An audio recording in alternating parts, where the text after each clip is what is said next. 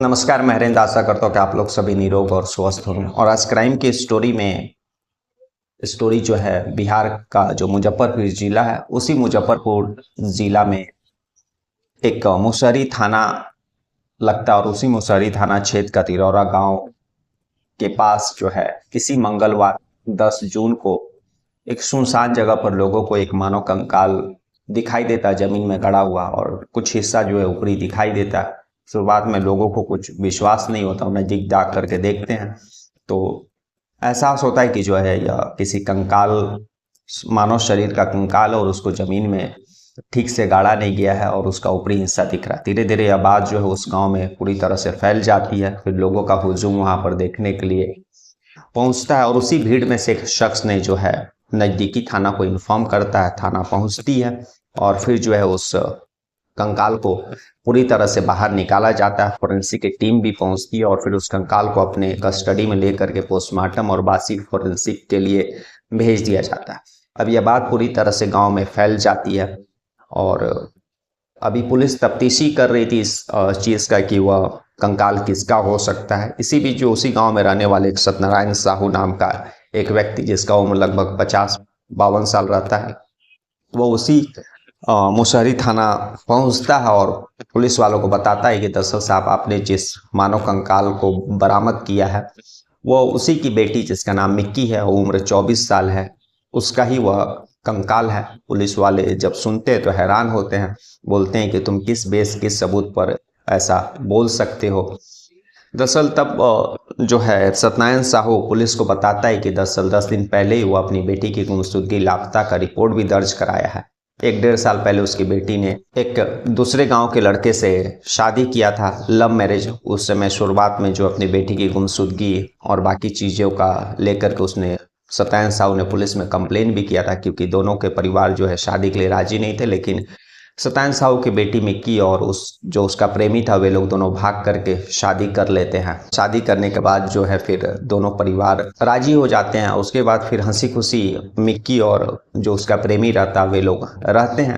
लेकिन शुरुआत में तो सब चीज़ ठीक चल रहा था, लेकिन 6 महीना पहले से जो है ससुराल वाले जो लोग रहते हैं, मतलब यानी सत्यनारायण साहू की बेटी के जो सास और पति और बाकी और लोग जो है दहेज के लिए उसको तंग परेशान करने लगते हैं। यह बात जो है उनकी बेटी मिक्की कई दफ़ा अपने पिता सत्यनारायण साहू को फ़ोन पर जाहिर की थी और इसको लेकर के अभी सारा चीज़ जो है वो अपने पिता से शेयर करती थी। और सत्यनारायण साहू के पास इतने पैसे 5 लाख रुपए थे नहीं कि वह जो है दहेज के लिए अपनी बेटी को उसके ससुराल वालों को दे सके।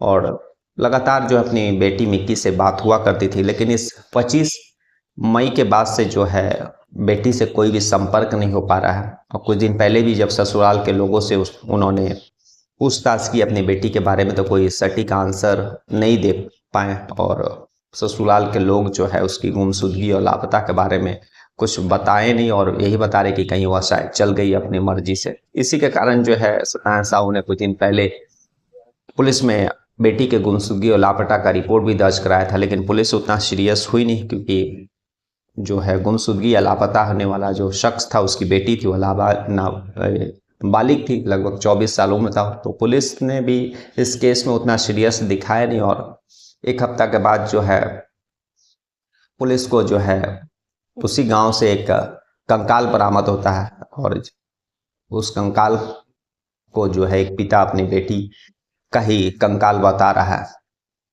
अब पुलिस जो है इसके लिए डीएनए पिता का लेती है और उसके बाद जो है सैंपल के लिए भेजी है, ताकि यह पहचान हो सके कि जो सत्यनारायण साहू जिस कंकाल को अपने बेटी का कंकाल बता रहा है वह हकीकत में उसके बेटी का है या फिर किसी और का है।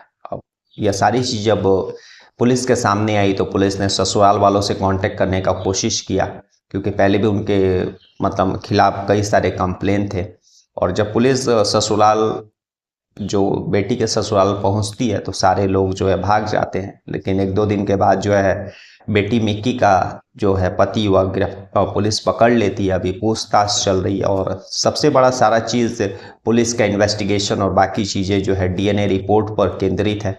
उस कंकाल और सत्यनारायण साहू का डीएनए सैंपल अगर मैच हो जाता है तो वह जो कंकाल पुलिस ने तरौरा गांव से बरामद किया है वह सत्यनारायण साहू की बेटी मिक्की का ही है। और उसके बाद जो है पुलिस आगे की कार्रवाई, जो ससुराल वाले जो उसके कत्ल और बाकी चीज़ों में जिन लोगों का हाथ होगा, पुलिस वह सारी कहानी जो है तफ्तीश करेगी, सारी कहानी का उजागर करेगी। फिलहाल जो है पुलिस इस केस में उस अपना इन्वेस्टिगेशन जो है उस डीएनए सैंपल पर अभी केंद्रित करके रखी है। और दूसरी तरफ एक पिता सत्यनारायण साहू जो है अपनी बेटी के अंतिम क्रियाक्रम, अंतिम रस्म पूरा करने के लिए भी पुलिस से उस कंकाल की मांग कर रहा है और बाकी जो उसका शरीर का जो धड़ का हिस्सा है वह भी बरामद करने का रिक्वेस्ट कर रहा है। बताते चले कि जो सत्यनारायण साहू की बेटी मिक्की थी और जो उसने 1-1.5 साल पहले लव मैरिज किया, यह शादी के बाद और शादी के समय से यह जो है काफ़ी विवादपूर्ण रहा है। शुरुआत में जो है जब दोनों के घर वाले राजी नहीं थे तो दोनों मतलब लड़का और लड़की भाग करके शादी करते, उस समय भी सत्यनारायण साहू ने पुलिस में कंप्लेन किया था अपहरण और बाकी चीज़ों के लिए लड़के के ऊपर। उसके बाद जो है जब लड़की प्रेग्नेंट हुई थी उनकी, तो अबॉर्शन, जैसा कि सत्यनारायण साहू ने बताया कि ससुराल वालों ने जो है उनकी बेटी मिक्की का जो अबॉर्शन करवा दिया था ज़बरदस्ती। फिर लास्ट में जो अभी एक सप्ताह पहले अपनी बेटी के गुमशुदगी का पीछे भी ससुराल वालों का हाथ बताया।